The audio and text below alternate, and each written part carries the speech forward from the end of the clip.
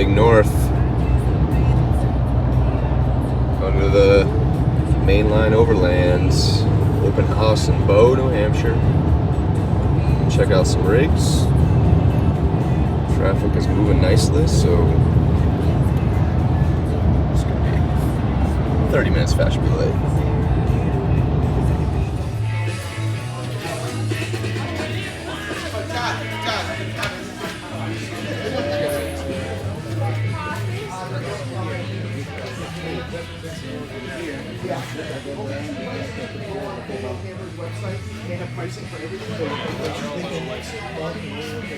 When I bought it a little over a year ago.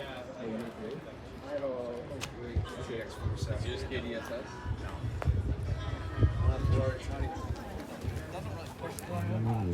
Smokes.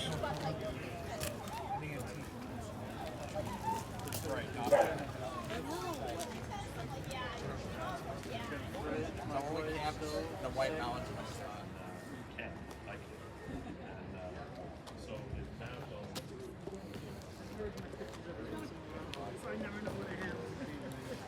All legal roads, you can drive a vehicle on it. They have door.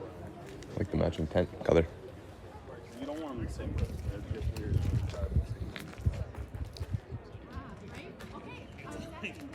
That's like 30 grand. I mean, when you have everything that I have.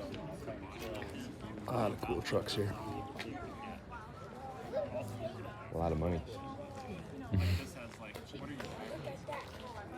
Look at that mini car though. So you go all the way to the ground and all the way in this position. So during races and stuff, So you made this?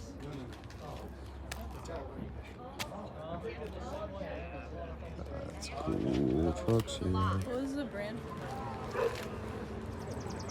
Off-road Porsche. Don't see that often.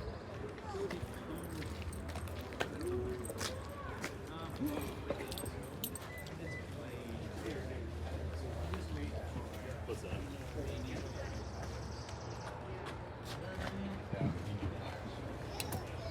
Old monster. Up a side. A new monster. Set up here soon.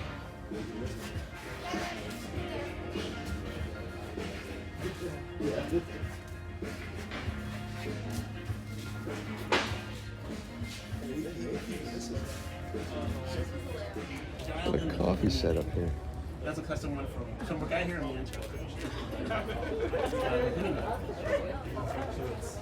It's actually really good. I put in balancing beads, so it should be. I would think he's one after that or just Might keep the sun heat out. right for even.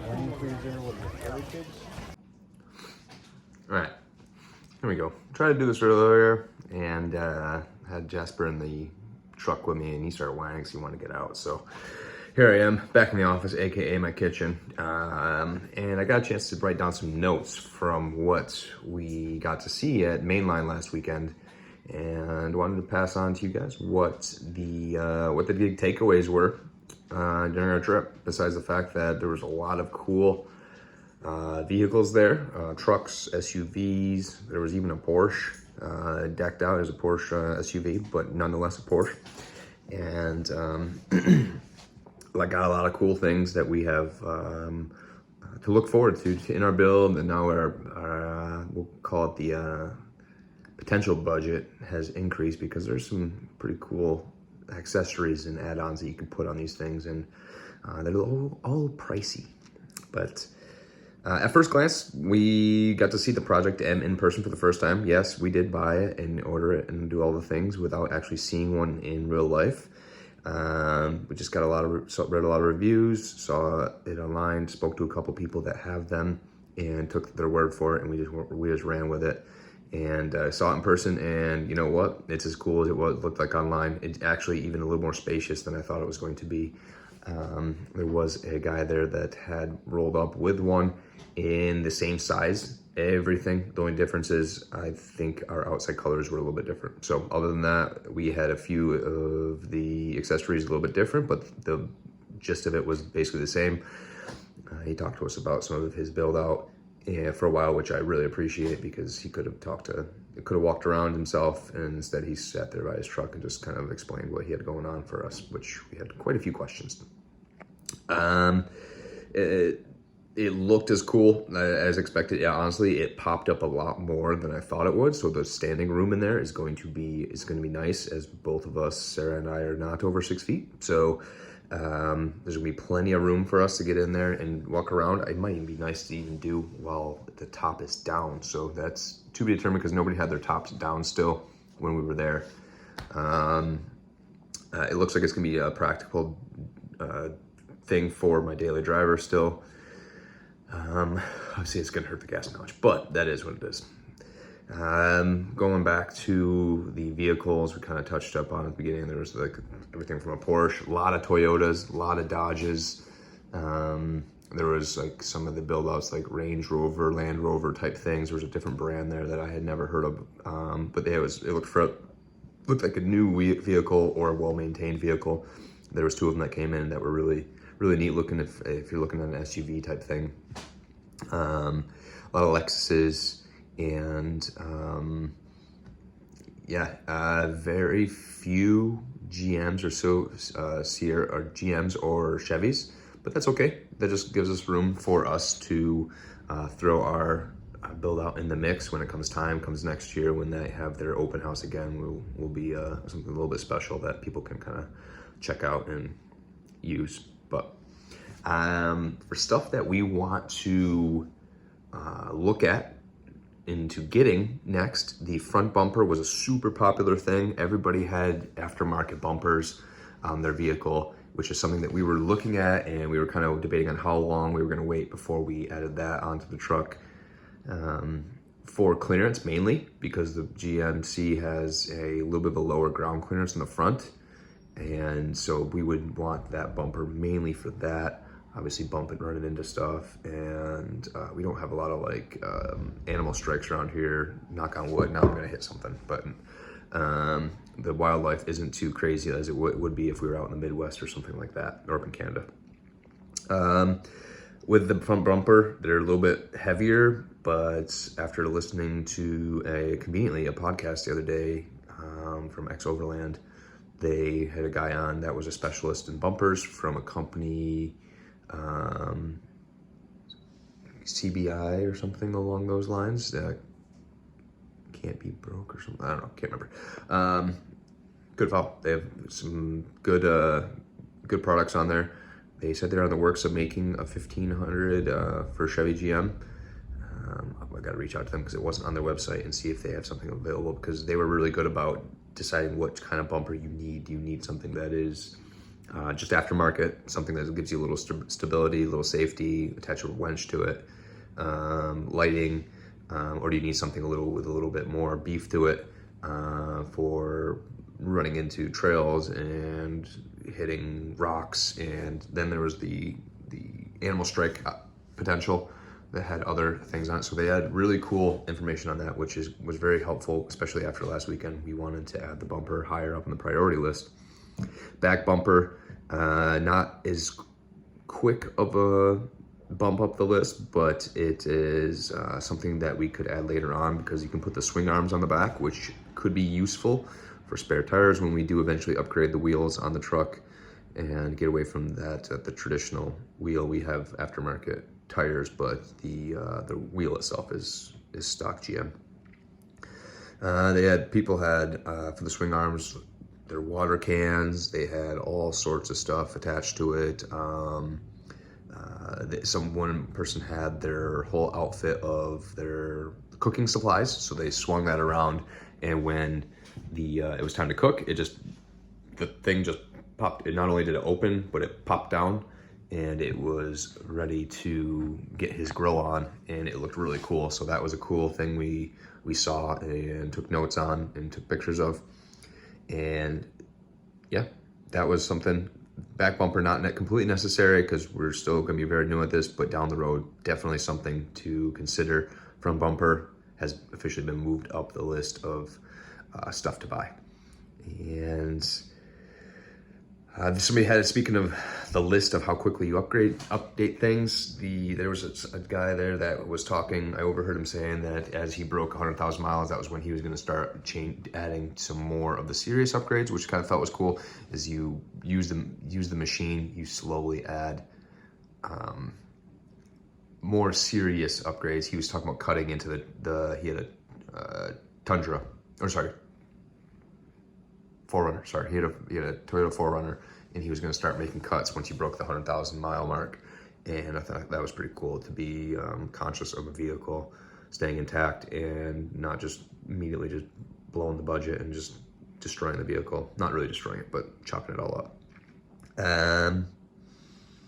Looking at my notes here, we got the more practical ones that we really liked.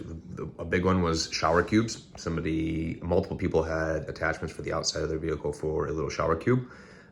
Companies that, oh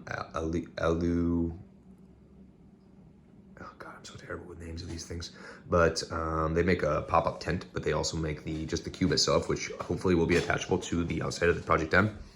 That is one. Molly panels on the inside of the vehicle to attach to the framings that we have coming with the Project M. Will be nice to be able to hang stuff structurally sound up in the truck so that it stays put while we are traveling.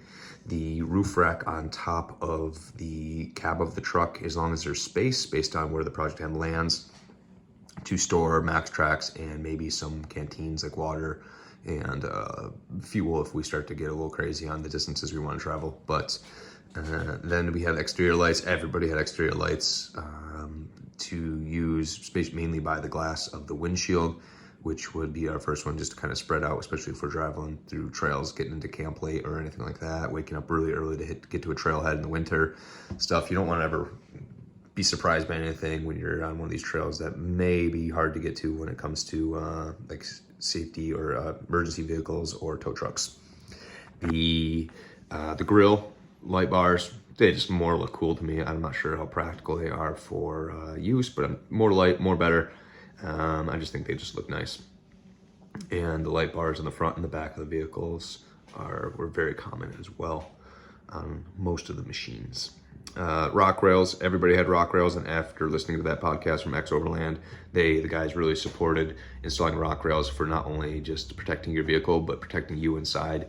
There were multiple stories of people getting hit by vehicles in the rock rails, according to police reports and whatnot, where what saved them from more serious damage. So the rock rails also have been bumped up to a more necessary position, which we have lined up. I found a company, and I'll probably just put that order in sooner than later so I can get those here and get them put on. So that is that. The inside, one of the big takeaways from the guy that had the Project M, he had done all of his inside build out himself, and he used this 80-20 tubing. Some of you may know what that is, but it looked like basically like an adult size connect set, which was cool and very, very nice to find something that is going to be easily done. It's light, so it doesn't add too much weight to your vehicle.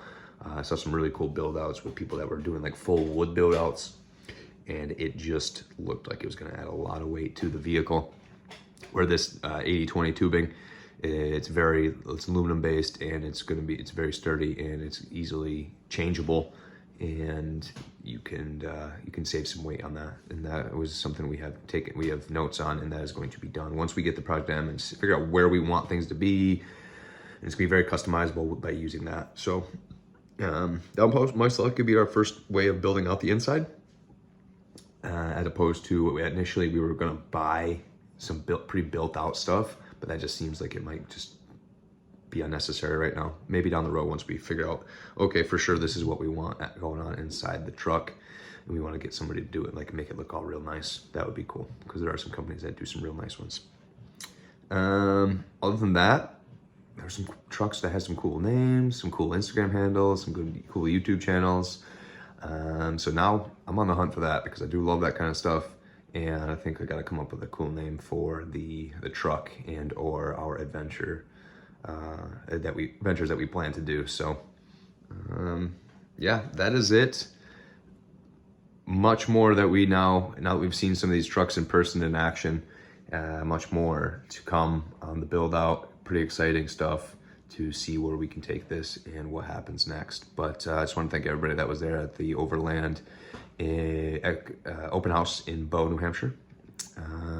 If you have any interest in ever doing any Overland stuff, connect with them. They do a great job. The people were there were very helpful. They had a bunch of sales. So guess what? We bought our first set of Max tracks, and I think that officially makes us Overlanders. We haven't ever driven the truck on a trail, a real trail, but I think we're official Overlanders. If I'm wrong, please say so. I'll take the loss. But thank you, and most likely our next video will either be a trail-based hike with the pups, if the weather turns out nice this weekend. It's been kind of crappy last couple weekends, and yeah, if not, then we're a good chance that we're redoing our basement flooring after we had a pipe burst some months ago. We got all the supplies, and we maybe try and do it ourselves. So that might be the video. It might be completely non-truck based. But enjoy your weekend, and see you out there.